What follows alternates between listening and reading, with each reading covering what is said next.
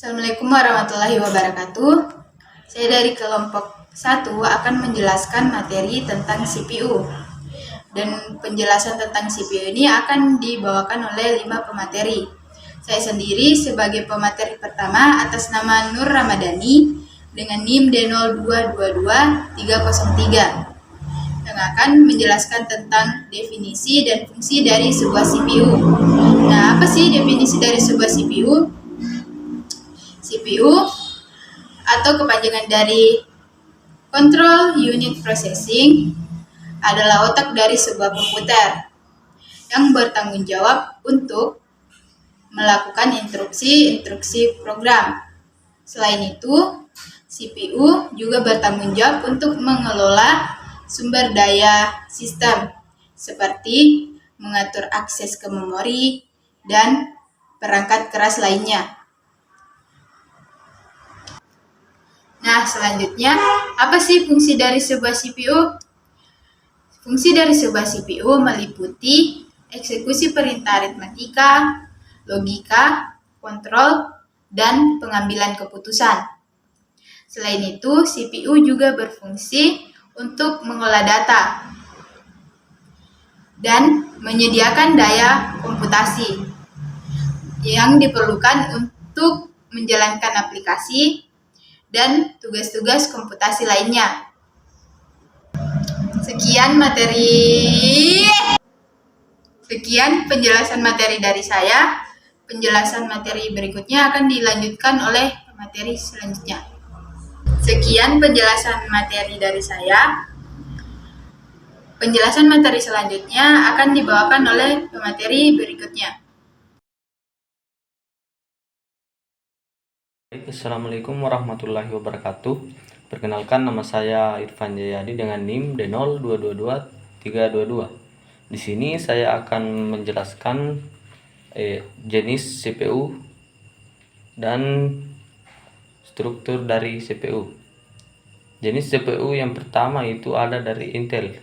Intel CPU ini diproduksi oleh Intel Corporation. Dan yang kedua itu ada AMD CPU. AMD CPU diproduksi oleh Advanced Micro Device. Yang ketiga ada ARM CPU, digunakan secara luas dalam perangkat mobile dan embedded. Yang keempat itu ada IBM Power CPU, digunakan dalam sistem server tingkat tinggi. Dan adapun dari struktur dari CPU, yang pertama itu ada unit control. Unit control ini atau control unit itu bertanggung jawab untuk mengontrol operasi keseluruhan dari CPU. Dia juga bisa mengkode instruksi-instruksi dari memori. Dia juga bisa menghasilkan sinyal kontrol untuk mengatur operasi di internal CPU. Yang kedua itu ada Arithmetic Logic Unit atau ALU. ALU ini menangani operasi aritmetika, yaitu ada penjumlahan, pengurangan, perkalian, pembagian, dan operasi logika.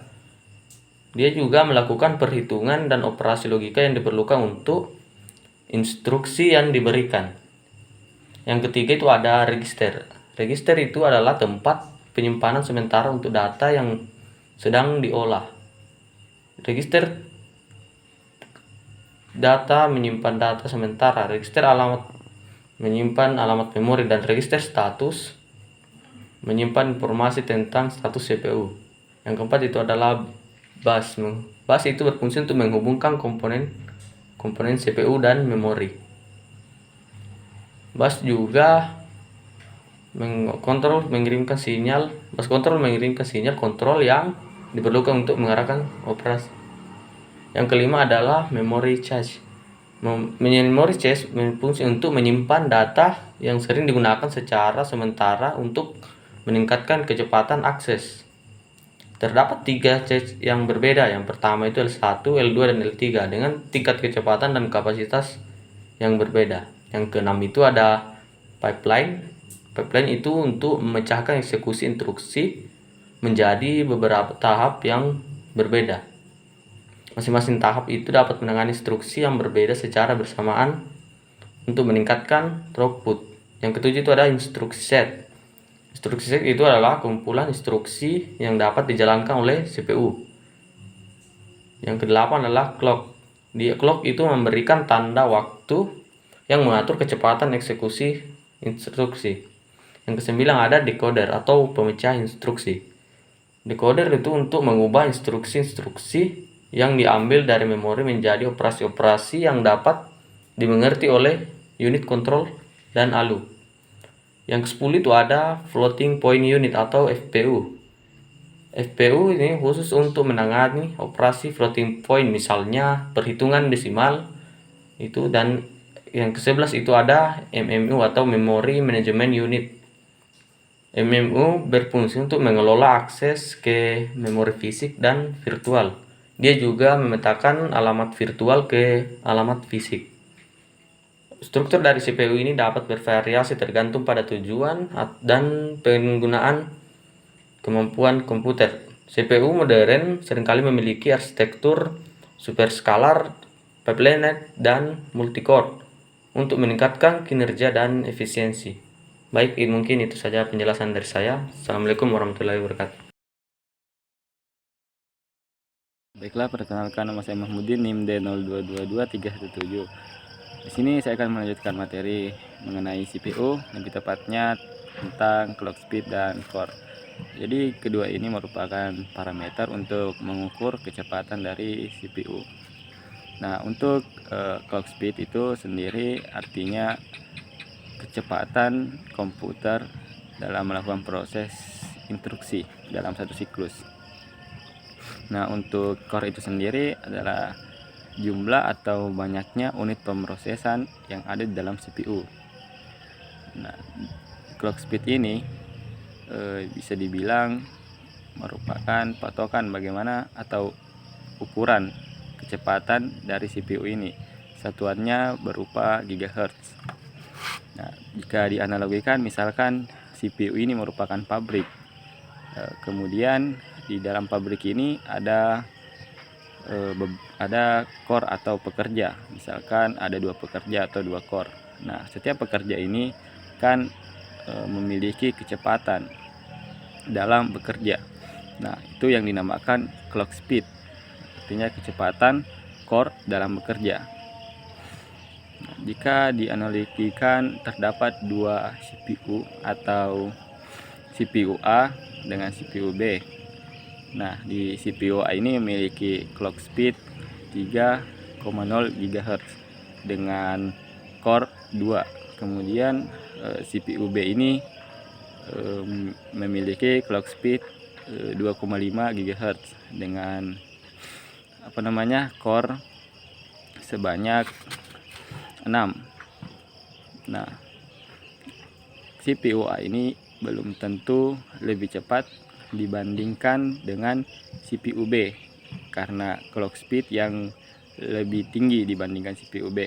Tetapi ada patokan lain karena CPU B memiliki core lebih banyak dibandingkan dengan CPU A, maka kemampuan paralelisasinya lebih tinggi. Artinya dapat melakukan tugas yang lebih banyak atau menyelesaikan tugas lebih banyak dibandingkan dengan CPU A dengan kecepatan 2,5 GHz dibanding dengan CPU A yang hanya bisa menyelesaikan 4 tugas secara bersamaan dengan kecepatan 3 GHz. Jadi tidak selamanya kita melihat dari clock speednya, kita juga dapat melihat dari berapa banyak core dari CPU tersebut.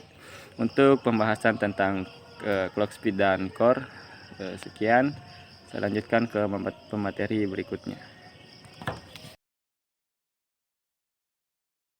Assalamualaikum warahmatullahi wabarakatuh. Perkenalkan, nama saya Nur Fadila, NIM D0222302. Baik, di sini saya akan menjelaskan tentang arsitektur CPU. Arsitektur CPU merujuk pada desain internal dan arsitektur dalam unit pemrosesan pusat pada sebuah komputer. Terdapat 2 jenis arsitektur utama. Yang pertama, RISC dan CISC. Yang pertama itu RISC, kepanjangan dari Reduced Instruction Set Computing. memiliki set instruksi yang relatif sederhana dengan lebih sedikit jenis instruksi, tetapi diakses dengan kecepatan yang tinggi. Yang kedua itu CISC, Complex Instruction Set Computing, memiliki set instruksi yang lebih kompleks dengan instruksi yang dapat melibatkan beberapa operasi dasar dalam suatu instruksi. Itulah sedikit penjelasan tentang arsitektur CPU. Sekian, terima kasih. Baik, saya Muhammad Alfian Syakbar akan menjelaskan tentang cara kerja dari CPU atau siklus dari CPU. Cara kerja dari CPU itu melibatkan serangkaian langkah yang disebut siklus instruksi atau siklus CPU. Siklus ini terdiri dari beberapa tahap utama yang terjadi untuk setiap instruksi yang dijalankan oleh CPU. Siklus ini terdiri dari 4 tahap utama, yaitu fetch atau ambil, decode, execute, dan write back. Yang pertama itu adalah fetch. Fetch atau ambil, prosesnya adalah CPU akan mengambil instruksi dari lokasi memori yang ditunjukkan oleh program counter. Lalu program counter kemudian diinkrementasi agar menuju ke instruksi selanjutnya atau berikutnya. Yang kedua adalah decode. Prosesnya adalah instruksi akan dipecah atau didecode untuk menentukan operasi yang harus dilakukan. Kemudian decoder akan membaca opcode atau kode operasi, operation code, dan menentukan jenis operasi yang perlu dilakukan. Jika instruksi melibatkan data, CPU akan menentukan sumber data dan destinasi data. Yang ketiga adalah execute atau eksekusi. CPU menjalankan operasi yang ditentukan oleh instruksi seperti operasi aritmatika, logika, atau kontrol. Jika instruksi melibatkan aritmatika, CPU akan melakukan perhitungan. Jika instruksi melibatkan operasi logika, CPU akan melakukan operasi logika seperti AND, OR, atau NOT. Lalu hasil dari execute ini akan disimpan dalam register atau memori. Yang keempat itu adalah write back. Hasil dari instruksi dieksekusi disimpan kembali ke register atau memori sesuai dengan instruksi tersebut. Lalu data dihasilkan dapat digunakan untuk instruksi selanjutnya. Setelah tahap ini, write back, siklus CPU akan kembali ke tahap awal tadi, yaitu fetch, mengambil. Untuk mengambil instruksi berikutnya, proses ini berulang-ulang sampai program selesai dieksekusi. Dan untuk lebih jelasnya bisa dilihat di samping saya, ada fotonya dari penjelasan saya yang tadi. Mungkin itu saja. Wabillahi taufiq wal hidayah. Wassalamualaikum warahmatullahi wabarakatuh.